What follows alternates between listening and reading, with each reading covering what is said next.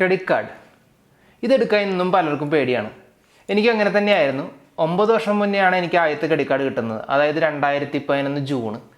അതെൻ്റെ ആദ്യത്തെ കമ്പനിയിൽ ജോയിൻ ചെയ്തപ്പോൾ സാലറി അക്കൗണ്ടിൻ്റെ കൂടെ ഫ്രീ ആണെന്ന് പറഞ്ഞ് അവർ തന്നതാണ്. പക്ഷേ ഏകദേശം 1 വർഷം ഞാൻ യൂസേ ചെയ്തില്ല. കാരണം ആ പേടി തന്നെയായിരുന്നു. ബാങ്ക് നിങ്ങളെ എന്തോ ട്രാപ്പിൽ പെടുത്താനല്ലേ ഫ്രീ ആയിട്ടൊരു സാധനം തരുന്നത്. അത്യാവശ്യം നല്ല രീതിയിൽ ഞാൻ കാർഡ് യൂസ് ചെയ്യുന്നുണ്ട്. അത് വെച്ച് എനിക്ക് അറ്റ്ലീസ്റ്റ് 25,000 തൊട്ട് 30,000 രൂപയുടെ വൗച്ചേഴ്സ് അല്ലെങ്കിൽ ഇയർലി ഫ്രീ പർച്ചേസസ് ഞാൻ നടത്താറുണ്ട്.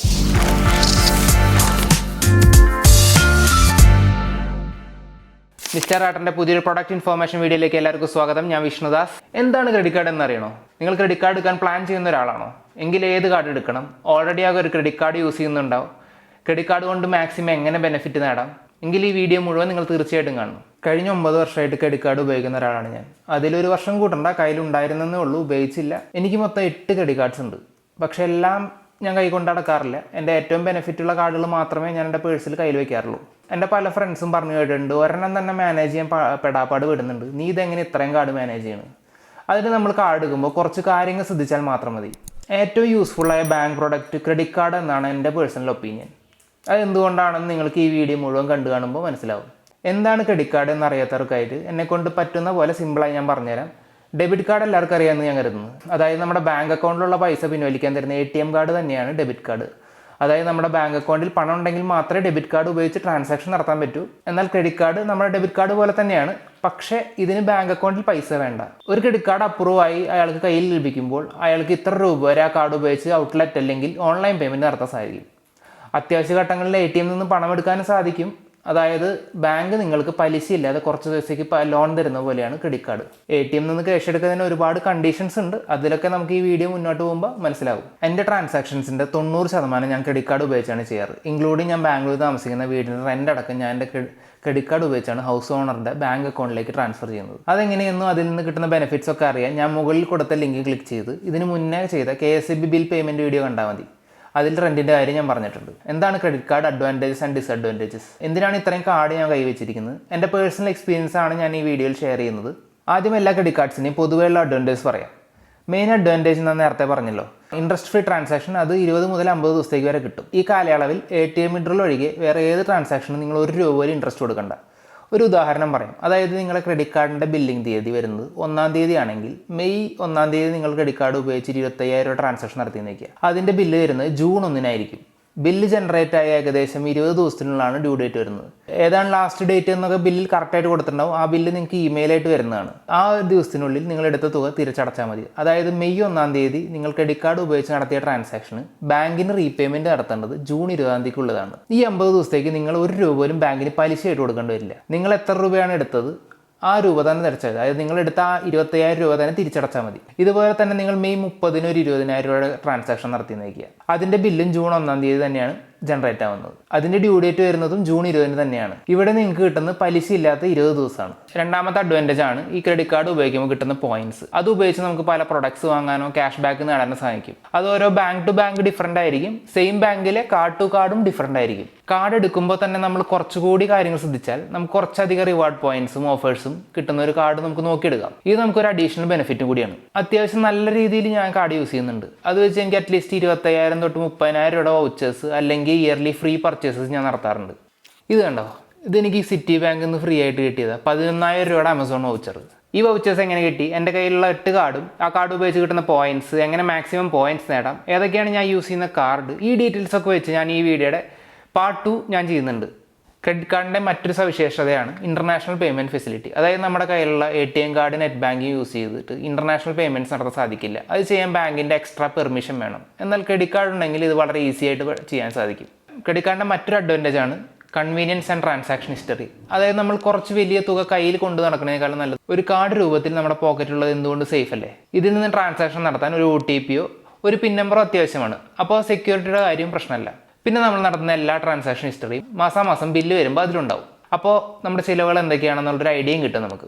പിന്നെ ക്രെഡിറ്റ് കാർഡിലുള്ള മറ്റൊരു പ്രത്യേകതയാണ് EMI ഫെസിലിറ്റി.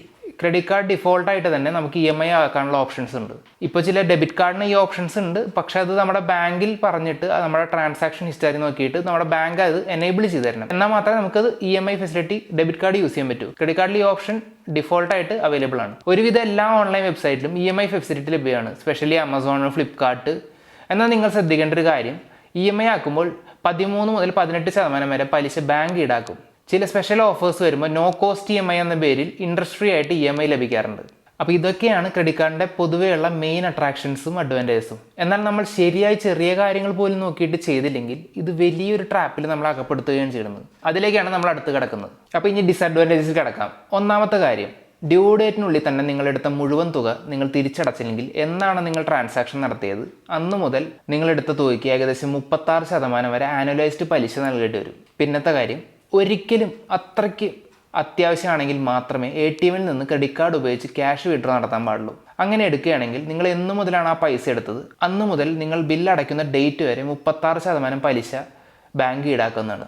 ഒരു എമർജൻസിക്കല്ലാതെ ഒരിക്കലും നിങ്ങൾ ആ ക്രെഡിറ്റ് കാർഡിൻ്റെ ലിമിറ്റ് മുഴുവൻ ഉപയോഗിക്കരുത്. ഒരു ഉദാഹരണം പറയാം. നിങ്ങൾക്ക് ചിലപ്പോൾ അപ്രൂവ് ആകുന്ന ഒരു ക്രെഡിറ്റ് കാർഡ് ലിമിറ്റ് 1 ലക്ഷം ആകാം. നിങ്ങളുടെ സാലറി ഇപ്പോൾ കറൻ്റ്ലി 50,000 ആണെന്ന് വിചാരിക്കാം. അപ്പോൾ നിങ്ങൾ അങ്ങനെ മുഴുവൻ എമൗണ്ട് യൂസ് ചെയ്ത് കഴിഞ്ഞാൽ അടയ്ക്കേണ്ട സമയമാകുമ്പോൾ നമ്മൾ വളരെയധികം കഷ്ടപ്പെടേണ്ടി വരും. കാരണം നമ്മുടെ വരുമാനം ആകപ്പാടെ 50,000 രൂപയാണ്, ചിലവാണെങ്കിൽ 1 ലക്ഷം രൂപയും. ബാക്കിയുള്ള ചിലവുകൾ എങ്ങനെ നടത്തും? എപ്പോഴും ശ്രദ്ധിക്കേണ്ട ഒരു കാര്യം, നമ്മുടെ വരവിനനുസരിച്ച് മാത്രം ചിലവ് നടത്തുക. അടുത്തത് നമ്മൾ എപ്പോഴും ഡ്യൂ ഡേറ്റ് കറക്റ്റായിട്ട് ഫുൾ പേയ്മെൻറ്റ് നടത്തണം. ഒരിക്കലും അതിൽ മിനിമം ഡ്യൂ എമൗണ്ട് എന്ന് പറഞ്ഞ ഓപ്ഷൻ ഉണ്ട്.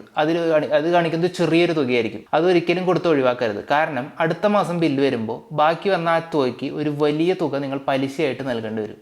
പിന്നെയുള്ളൊരു അഡ്വാൻറ്റേജ്, അതുപോലെ തന്നെ ഡിസഡ്വാൻറ്റേജ് വേണമെങ്കിൽ പറയാം, അതാണ് സിബിൽ സ്കോർ. ക്രെഡിറ്റ് കാർഡ് നമ്മുടെ സിബിൽ സ്കോർ വളരെയധികം ബാധിക്കുന്ന ഒന്നാണ്. നമ്മൾ ട്രാൻസാക്ഷനുകൾ നടത്തി കറക്റ്റായിട്ട് തിരിച്ചടയ്ക്കുന്ന ഒരാളാണെങ്കിൽ നമുക്ക് നല്ല സ്കോർ ഉണ്ടാവും, അത് ഉയർത്താനും സാധിക്കും. അഥവാ നമ്മൾ എപ്പോഴെങ്കിലും ക്രെഡിറ്റ് കാർഡ് ഉപയോഗിച്ച ശേഷം തിരിച്ചടയ്ക്കാൻ വൈകിയാലോ അതോ പേയ്മെൻറ്റ് മുടങ്ങിയാലോ അത് നമ്മുടെ സിബിൽ സ്കോർ വളരെയധികം ബാധിക്കും. സിബിൽ സ്കോർ നിങ്ങൾക്ക് ഭാവിയിൽ ലോൺ അപ്ലൈ ചെയ്യുമ്പോൾ വളരെയധികം ഉപയോഗപ്പെടുന്ന ഒന്നാണ്. നല്ല സിബിൽ സ്കോർ ആണെങ്കിൽ വളരെ പെട്ടെന്ന് നിങ്ങൾക്ക് ബാങ്ക് ലോൺ കിട്ടും. അഥവാ നിങ്ങൾക്ക് സിബിൽ സ്കോർ കുറഞ്ഞ ലോൺ കിട്ടാൻ വളരെ ബുദ്ധിമുട്ടാണ്. ഇനി ഞാൻ യൂസ് ചെയ്യുന്ന കാർഡുകളും അതിൻ്റെ പോയിൻറ്റ്സ് എത്ര കിട്ടും, ബെനിഫിറ്റ്സ്, എനിക്ക് ഏറ്റവും ബെസ്റ്റ് കാർഡ് എന്ന് തോന്നിയതൊക്കെ ഞാൻ നിങ്ങൾക്ക് ഷെയർ ചെയ്യാം. ഞാൻ നേരത്തെ പറഞ്ഞല്ലോ, എൻ്റെ ട്രാൻസാക്ഷൻ്റെ 90% ഞാൻ ക്രെഡിറ്റ് കാർഡ് യൂസ് ചെയ്തിട്ടാണ് നടത്തുന്നത്. അതുപോലെ തന്നെ നിങ്ങൾക്ക് ഇപ്പോൾ ഓൾറെഡി ഒരു ക്രെഡിറ്റ് കാർഡ് ഉണ്ടെങ്കിൽ എവിടെയൊക്കെ ക്രെഡിറ്റ് കാർഡ് ഉപയോഗിക്കാൻ പറ്റുമോ അവിടെയൊക്കെ മാക്സിമം യൂസ് ചെയ്യുക. അത് നിങ്ങൾക്ക് മാക്സിമം പോയിൻറ്റ്സ് നേടിത്തരും. ഇപ്പോഴാണെങ്കിൽ ഒരു പുതിയ ആപ്പും ഉണ്ട്, ക്രെഡ്. ഇത് വെച്ച് ക്രെഡിറ്റ് കാർഡ് ബില്ല് നമ്മൾ ആപ്പ് വഴി ബാങ്കിന് അടച്ചാൽ ഓരോ രൂപയ്ക്ക് ഒരു പോയിന്റ് കിട്ടും. ആ പോയിന്റ് വെച്ച് ഒരുപാട് പ്രൊഡക്ട്സും വാങ്ങാം, വൗച്ചേഴ്സും കിട്ടും. കഴിഞ്ഞ 1 വർഷമായിട്ട് ഞാൻ ഈ ആപ്പ് ഉപയോഗിക്കുന്നുണ്ട്. ഇതൊക്കെ ഞാൻ ആ ആപ്പ് വെച്ച് വാങ്ങിയതാണ്. ടീഷർട്ട്സ്, ബോഡി ക്രീംസ്, ഇതെന്താ ഫെയർനെസ് ക്രീമുകൾ, ഇതെന്താ മാൻ കമ്പനിയുടെ ഏതോ താടിക്കൊക്കെ ഉള്ളത് എന്തൊക്കെയാണ്, ഇത് കണ്ടില്ല, ഇത് ഓപ്പൺ ചെയ്തിട്ടില്ല, ഇതൊക്കെ പുതിയതാണ്, ഇതൊക്കെ ഓപ്പൺ പോലും ചെയ്തിട്ടില്ല. പിന്നെ ഇത് ടീഷർട്ട്സ്, സോക്സ്, ഇതൊക്കെ ഈ ക്രെഡിൻ്റെ പോയിൻറ്റ്സ് ഉപയോഗിച്ച് ഞാൻ വാങ്ങിയത്.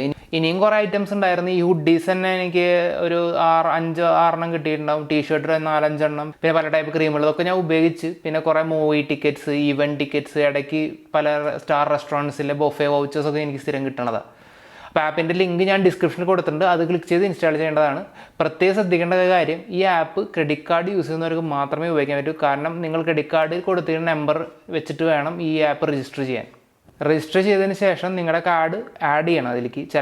ചിലപ്പോൾ രജിസ്ട്രേഷൻ കഴിഞ്ഞ് കഴിഞ്ഞാൽ ഓട്ടോമാറ്റിക് ആഡ് ആവാറുണ്ട്. അതായില്ലെങ്കിൽ നിങ്ങൾക്ക് ആഡ് ചെയ്യാൻ പറ്റും. പിന്നെ ബില്ല് വരുമ്പോൾ ഓട്ടോമാറ്റിക്കായിട്ട് SMS ഡിറ്റക്ട് ചെയ്തിട്ട് നിങ്ങളുടെ എമൗണ്ട് കാണിക്കും. പിന്നെ ബില്ലടയ്ക്കാൻ മറക്കാണ്ടിരിക്കാൻ നമ്മൾ ഇടയ്ക്കിടയ്ക്ക് റിമൈൻഡും ചെയ്യും. ബില്ലടയ്ക്കാൻ നിങ്ങളുടെ ബാങ്കിൽ നിന്നും UPI വെച്ചോ നെറ്റ് ബാങ്കിങ് വെച്ചോ ഈ ആപ്പ് വഴി അടയ്ക്കാവുന്നതാണ്. ആ ബില്ല് അടയ്ക്കുമ്പോൾ കിട്ടുന്ന പോയിൻറ്റ്സ് വെച്ച് ഇതുപോലുള്ള പ്രൊഡക്ട്സുകൾ വാങ്ങാൻ പറ്റും. ഓരോ രൂപയ്ക്കും ഒരു പോയിൻ്റാണ് വെച്ച് കിട്ടുന്നത്.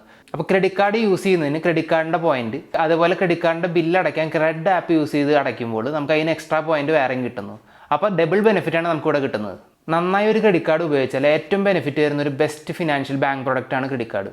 എന്നാൽ നമ്മുടെ എന്തെങ്കിലും ഒരു ചെറിയ മിസ്റ്റേക്ക് കാണിച്ചാൽ മതി, അതായത് കറക്റ്റായിട്ട് അടച്ചില്ലെങ്കിൽ അത് ഏറ്റവും വലിയ ബാധ്യതയായി മാറും. ഒരിക്കൽ കൂടി ഞാൻ ഓർമ്മിപ്പിക്കുന്നു, ക്രെഡിറ്റ് കാർഡ് ഒരു തീ പോലെയാണ്. അത് വെച്ച് നമുക്ക് ഭക്ഷണം പാകം ചെയ്യാം, പക്ഷേ സൂക്ഷിച്ച് കൈകാര്യം ചെയ്തില്ലെങ്കിൽ കൈകൊള്ളൂ. നമ്മുടെ വരവ് നോക്കി മാത്രം ചെലവ് ചെയ്യുക. അപ്പോൾ എന്താണ് ക്രെഡിറ്റ് കാർഡ് എന്നുള്ളതും credit card advantage and disadvantages മനസ്സിലാക്കാൻ ഈ വീഡിയോ ഉപകാരപ്പെടുമെന്ന് ഞാൻ കരുതുന്നു. ഓൾറെഡി ഒരു ക്രെഡിറ്റ് കാർഡ് ഉള്ളവർക്ക് വേറൊരു ക്രെഡിറ്റ് കാർഡ് എടുക്കാൻ വളരെ ഈസിയാണ്. ആ പഴയ കാർഡിൻ്റെ മന്ത്ലി എന്ന ബില്ല് വെച്ച് രണ്ടാമത്തെ കാർഡിന് അപ്ലൈ ചെയ്യാം. പുതിയതായി കാർഡ് എടുക്കാൻ നിങ്ങളുടെ സാലറി സർട്ടിഫിക്കറ്റോ സ്ലിപ്പോ വെച്ച് അപ്ലൈ ചെയ്യണം. ബിസിനസ് ആണെങ്കിൽ നിങ്ങളുടെ ടേൺ ഓവർ കാണിച്ച് അപ്ലൈ ചെയ്യാം.